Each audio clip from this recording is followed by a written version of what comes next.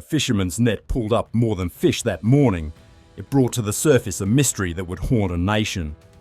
This was no made-up story, but the real-life mystery of the Rackman that stayed unsolved for years. The story still chills us, a raw reminder of how quickly life can change. Even in our safe spaces, tragedy can intrude, leaving behind only unanswered questions and a profound sadness. This story unfolds in Sydney, Australia, during the 1990s, a time when life, for most, carried on with its familiar rhythm. People went about their daily routines unaware of the darkness that would soon surface, a darkness that would disrupt the peace of their everyday lives. What emerged from the Hawkesbury River, though, was anything but ordinary. Sounds like a plot from a dark thriller, yet every detail is tragically real. A testament to the fact that even in our everyday lives, extraordinary and terrible things can occur, leaving lasting scars on the community. On August 11th, 1994, Mark Peterson, a local fisherman, and his crew set out on their boat, navigating the waters of the Hawkesbury River, which flows just north of Sydney. The day began like any other, a routine trip, a task that was as familiar as breathing for these men. They anticipated a normal day's work, a typical haul from the river, the rhythm of their lives dictated by the tides and the fish. But as they pulled in their net around midday, they sensed something was off. The weight was excessive, far beyond what they expected, an unnerving heaviness that went against their years of experience. A mix of curiosity and hope filled the air. Perhaps a lucrative catch awaited them, a reward for their hard work and dedication. However, the net held no fish, only a weight that would burden their minds for years to come, a weight of horror and unanswered questions, a burden they would never truly shake off. As the crew struggled to bring the catch aboard, a rusted steel frame emerged, tangled in the net. Its shape was unsettling, roughly the size of a person, and formed a crude cross, a symbol that carried its own weight of meaning. Black plastic bags clung to parts of it, immediately raising alarm. Their dark presence a stark contrast to the natural beauty of the river.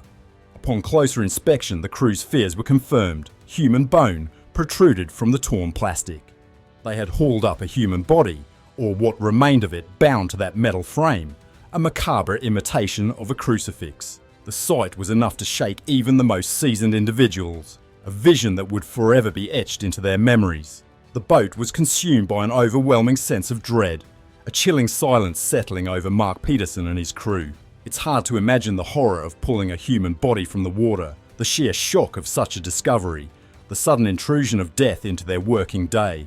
Realising the gravity of the situation, Mark Peterson quickly radioed for help, informing authorities of the grim discovery, his voice likely trembling with the weight of what he had seen. Officers were dispatched immediately. The Broken Bay Water Police arrived, confirming the worst: human remains.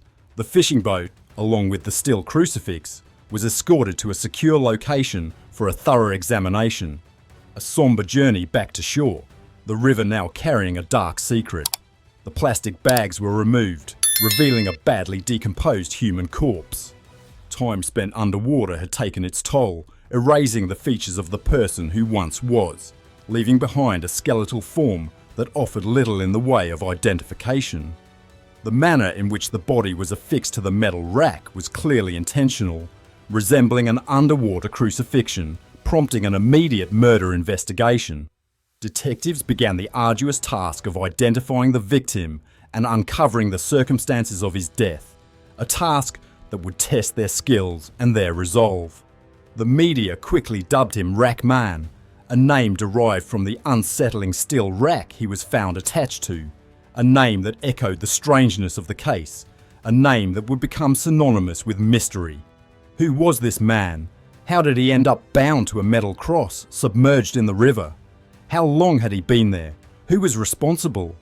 These questions would haunt investigators for years, their minds filled with the image of the victim. The forensic team began their work, gathering as much information as possible from the body and the makeshift crucifix. Due to the prolonged submersion, information was limited. However, they determined the victim was male and had likely been in the water for months, possibly close to a year. The metal frame was custom made, perfectly sized for the victim's body, indicating a calculated and deliberate act. Its weight suggested multiple individuals were involved or that equipment was used to place the weighted body in the river. The frame consisted of welded metal bars, with wires and ropes tightly securing the victim's wrists, torso, and neck, indicating the work of someone with welding experience. Someone who put thought and skill into this terrible construction. Someone who had a specific and cruel purpose in mind. Identifying the victim proved challenging.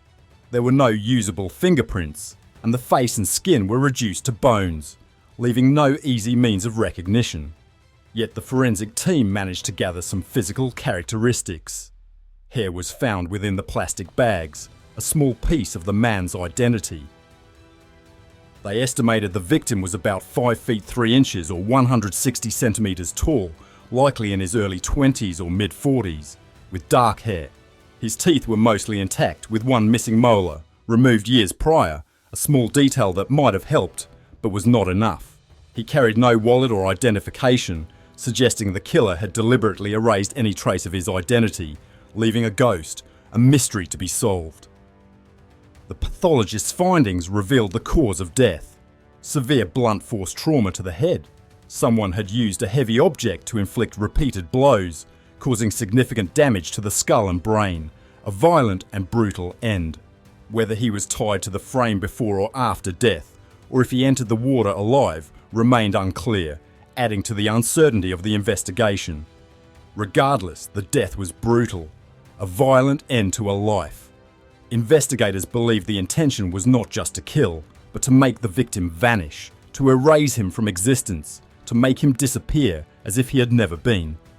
The killers likely anticipated the body would remain undiscovered for an extended period, or perhaps they intended to send a chilling message, a warning to others, a statement of power.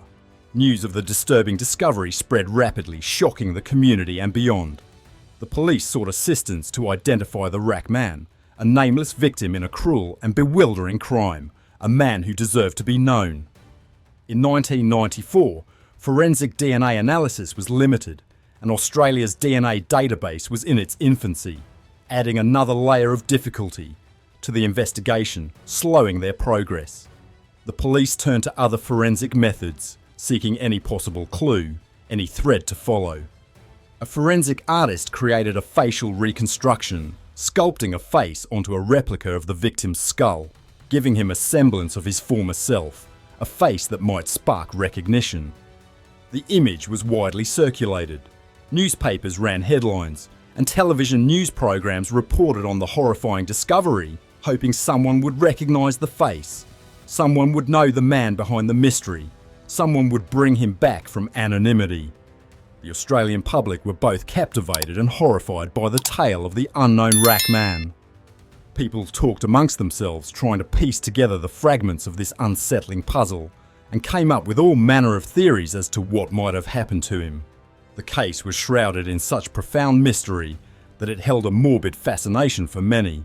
Some individuals speculated that the crucifix-shaped steel frame suggested a religiously motivated murder, or perhaps the work of a cult, but this theory was dismissed when the police stated they had found no concrete evidence to support such a notion.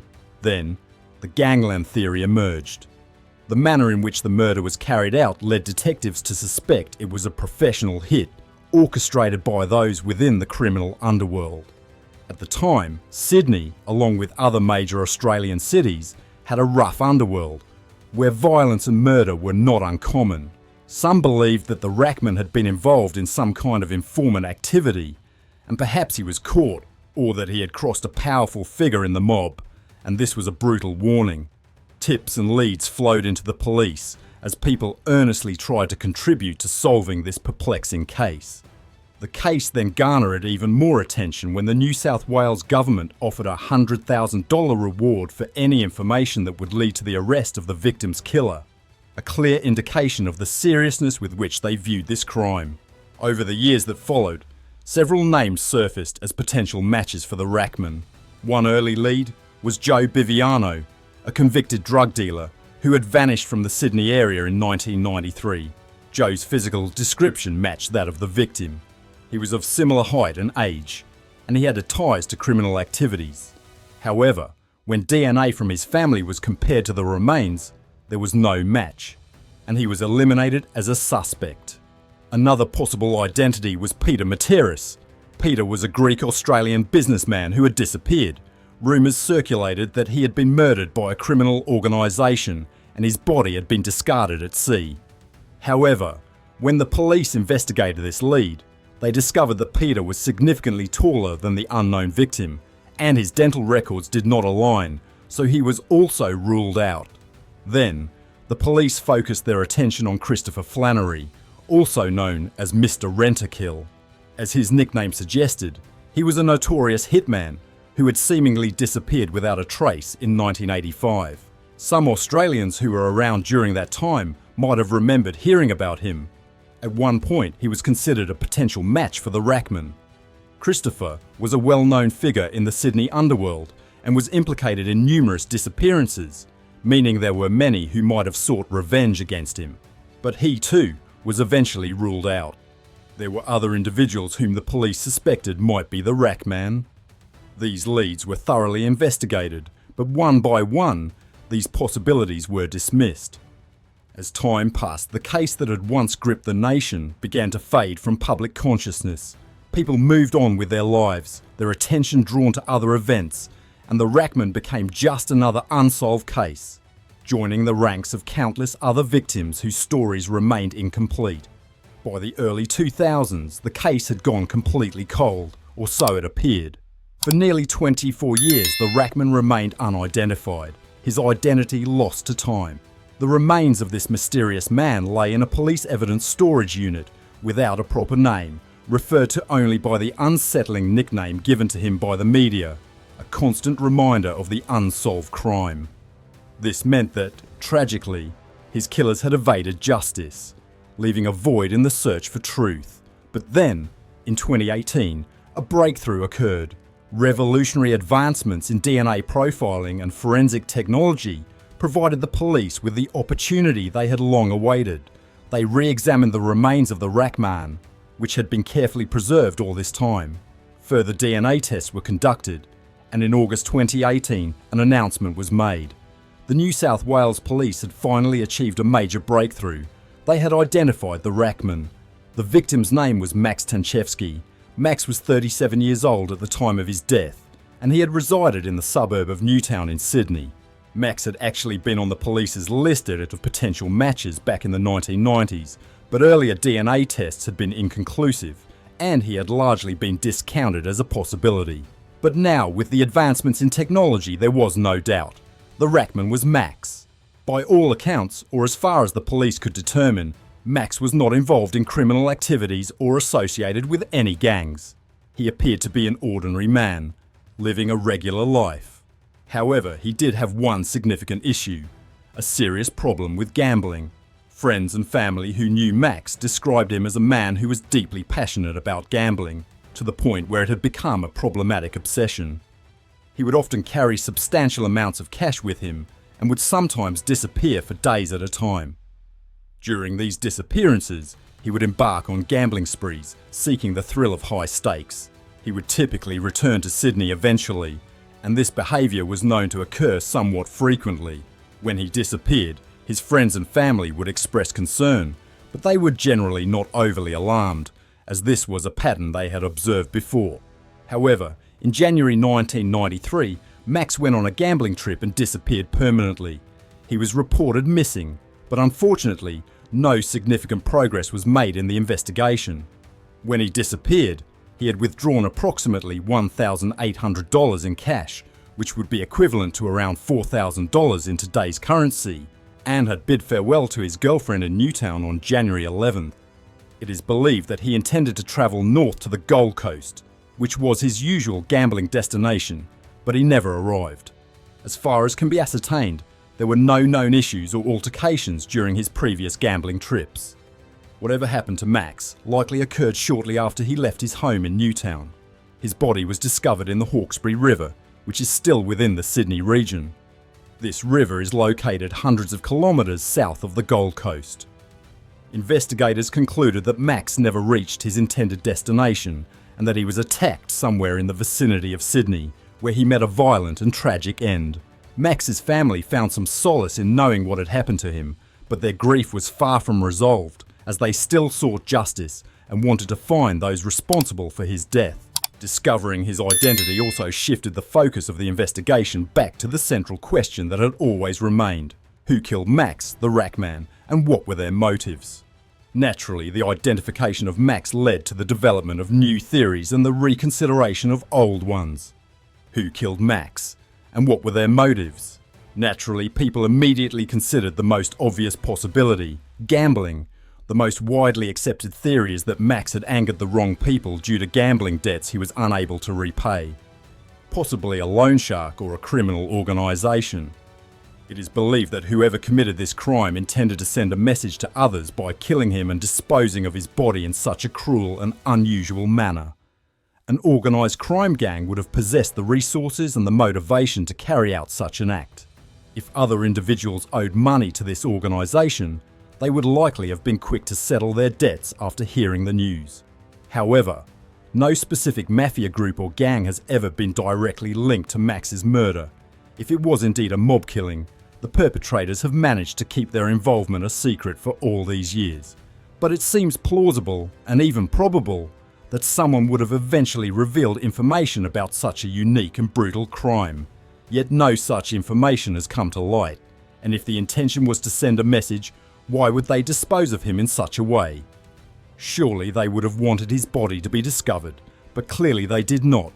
Or perhaps Max was tied to the metal cross and threatened by a mob to whom he owed money, and then they accidentally killed him, which is why they disposed of his body in such a manner. This, however, remains just a theory. Another line of thought pursued by investigators focused on a personal motive. The sheer brutality and specific method of Max's killing suggested a deeply personal animosity.